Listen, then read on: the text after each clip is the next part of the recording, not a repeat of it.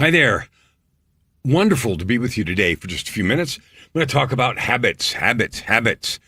Now, you've probably all heard of the book Atomic Habits, which is another book about habits. What are habits? Well, habitual behavior is something that we do often enough that it's ingrained. So real silly, not silly, but simple examples are how you tie your shoes. You reach down, you don't think about it, you tighten them a certain way, and you tie them a certain way, and you're off to the races. I saw a funny thing the other day that was talking about how small changes make a big difference. Now, there's two ways to tie the shoe. One ends up with the knot perpendicular to or parallel to the shoe itself. And that kind of knot comes undone about 30% more than the one that's crossways to the shoe. Now, one of them is a square knot, and you can tell ahead of time, excuse me, which one you're doing. And it was interesting because the point of that lecture or that video or whatever it was that I saw was that a small change, like how you tie your shoe, so it ends up this way or this way, and there's a 30% less chance that your shoe will come untied because of how it lays. So the idea was a small habit can make a big difference. I want to talk to you about habits. I read a couple of articles that talked about how much of our life is habitual behavior.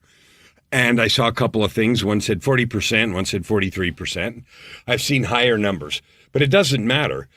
The point is, lots of what you do and what I do is habitual behavior. And habitual means we've done it a lot. We don't really think about it. And so it saves processing space and we just sort of do it automatically. Another one is driving. So we'll drive habitual hand movements, foot movements. We don't consciously think about them. Brake, gas. If you drive a stick shift, that coordination between, shifting, and if you're downshifting, acceleration to rev the motor up, all that sort of stuff becomes automatic and you do it by habit. So habits are fantastic until they're not.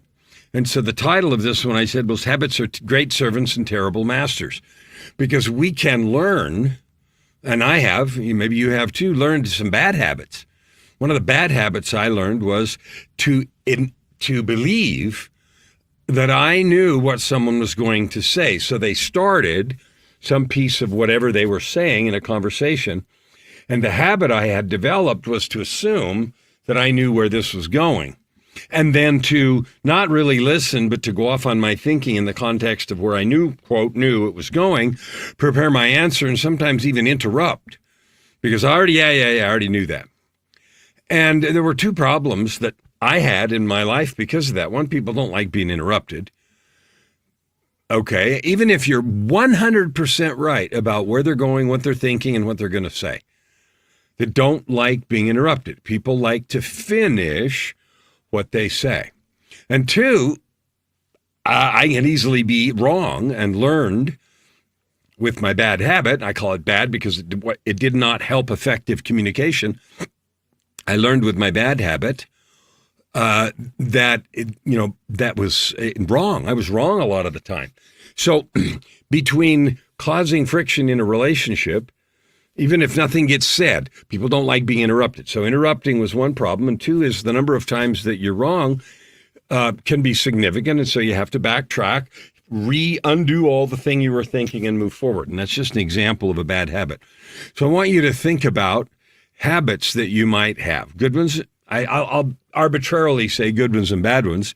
I'm going to rephrase that and think, what habits do you have that serve you, that make your life easy, quick, fast, more productive, and so forth? You might think of a lot of them. Tying shoes might be one. How you drive to work or to certain places might be another. And I also want you to think about maybe places where you've developed habits, like I had, that get in the way of effective relationships and get in the way of productivity and stuff. So I'm going to invite you to play a game with me. Today I'm doing this. It is, I think, the 4th of December, right? Yeah. No. Yes. December 4th. So it's December 4th. So for a week, I know that's a long time, but for a week, let's play a game. I want you to identify. I have a game called Notice and Choose. Notice and choose. This is a really powerful tool if you're trying to change anything. Now, if you're perfectly happy with exactly how your life is, your money, your health, your wealth, your relationship, how much you serve, if you're totally stoked about everything, then maybe you're in a place where you have a story that you have nothing to change. I'm not suggesting you have to change that story. If you're content where you're at, then go be the very best at where you're at right now. But if you, like most people are not, they'll say, well, pretty much. Are you happy? Yeah, pretty much. And what they mean is, yeah, things are pretty good, but there's some things, I'd like to change, that kind of story. So pick one area for the next 7 days that you believe you have a story or a thought or a desire to change it. For me, the one I had was interrupting. And so that's one that I work on. Now, and then we're going to talk about how to change a habit in a minute. But before we talk about it, we're going to talk about the game, notice and choose. Notice and choose is a practice where you bring attention to something. And then by the bringing of attention, you have greater power to change it. It's easier to change when you're aware of something. When you don't know, you're doing something, you don't know what you don't know, right? And it's difficult to make any change. But by bringing conscious awareness to something, then making a change becomes much easier. So I'll give you another silly example. I used to use the stop word, and I said it a lot. And one day nobody even said anything, but one day I just noticed that I was doing that a lot. And I thought, there you go. There you go. I don't want to use that as a stop word. It is, it just sounds not what I want to be. Makes me sound in a way, show up in a way I don't want to. So that act alone, by simply saying, I want to change that, what it did is every time I said it after that, it stuck out. Oh, you said it again. Oh, you said it again. You said it again. And that awareness, so that's the notice part, that awareness allowed me to do two things. Two cool things happened. First, it allowed me to correct it if it needed. In other words, if I heard myself say that phrase, then I could correct it and say, I didn't mean that. And I would say the sentence again. And the person listening may or may not understand. And once in a while, I would explain, I'm trying to get rid of that stop word from my vocabulary. Some people use other ones. I know someone who uses the word right, right, and that's their favorite stop word. So I'm not suggesting you get rid of them, but if you want to, notice and choose is the game. So declare your intent. I'm going to eliminate that phrase from my vocabulary. And if I use the words it's going to be with intention on, in that other method of use. So that declaration alone made me keenly aware of every time that I said it. And just by becoming aware of it, what happened was funny. I became aware of it faster. So I might say it, and then a second would go by, and I would realize I said it. Or I might finish the sentence and then say, wow, I stuck it in there once, maybe twice. And by paying attention, just by noticing, first, I noticed it more quickly. And pretty quick, in a day or two or three, the instant I would say it, I would hear it come out of my mouth. Isn't that funny? Then a strange thing happened. I started noticing it right in the middle. And I would notice it earlier and earlier. And then an even stranger thing happened. I would become aware in my mind the instant before I was going to say it. The instant before it would come out of my mouth, I would realize it was coming. And at first, it came out anyway, or partly, but very quickly, in another day or so, it was early enough that I could stop and prevent myself from saying it. To start with, there was a little pause while I substituted something or left it out entirely. And then it became fast enough that it didn't even cause a momentary disruption in the flow of conversation. That's the power of notice and choose. Now, eliminating a stop word from your regular speech is an easy example.